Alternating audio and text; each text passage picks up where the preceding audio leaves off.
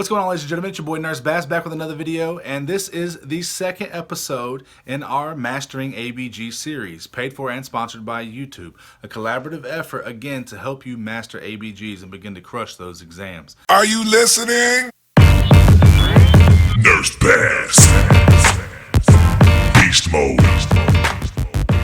Grinding.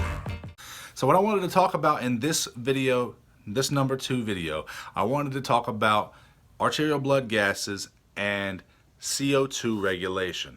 So let's dive a little bit deeper into how our body maintains and regulates homeostatic CO2 levels. So a normal CO2 level when taken from an ABG in a healthy patient is 35 to 45.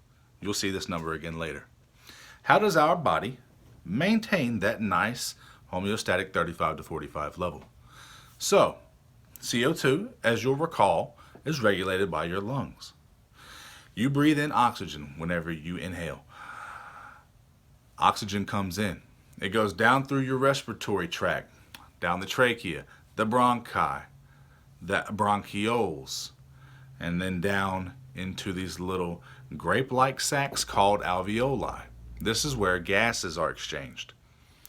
Each little cluster of grapes, each little cluster of alveoli are wrapped up in a web almost of capillaries. These capillaries directly make contact with these alveoli, forming an alveolar capillary membrane.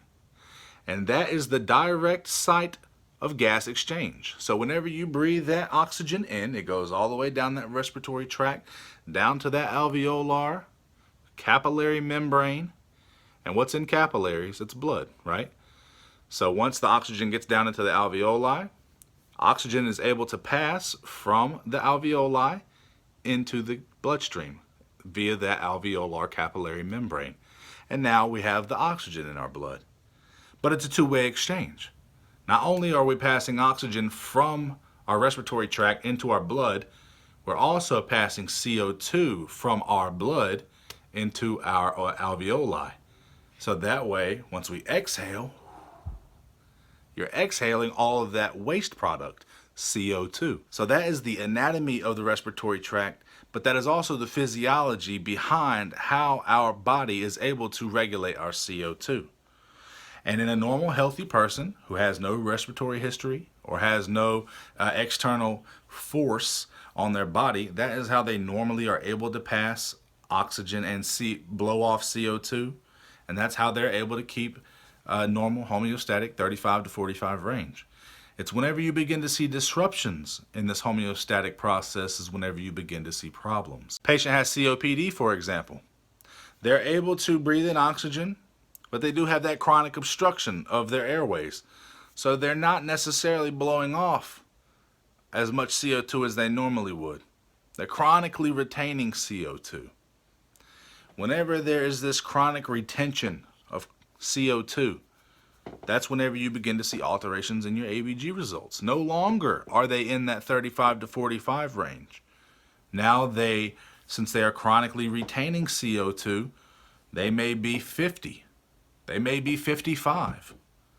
And then what is that going to do in turn to your blood pH? It's going to disrupt it. Again, we'll get into how all of these numbers affect one another, but they're now chronically retaining CO2. And so you can imagine that is going to have an effect on this patient's blood pH. On the other side of things, if a patient is having a panic attack, they're blowing off an insane amount of CO2. And they're no longer having that nice homeostatic, healthy inspiration and expiration. They're now rapidly blowing off a lot of CO2. So now no longer are they 35 to 45. Now they may be 30. They may be 25.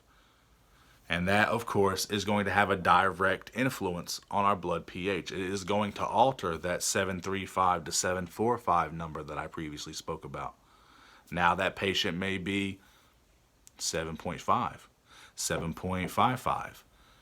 And it's very small deviation from the 735 to 745 It may look very small numerically on paper, but again, remember that the range of acidotic and alkalinic goes from 0 to 14.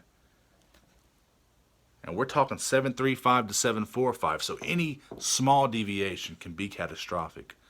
So that is the CO2 regulation piece. That is how our lungs in a normal healthy person exchange air, breathing in oxygen, exhaling CO2.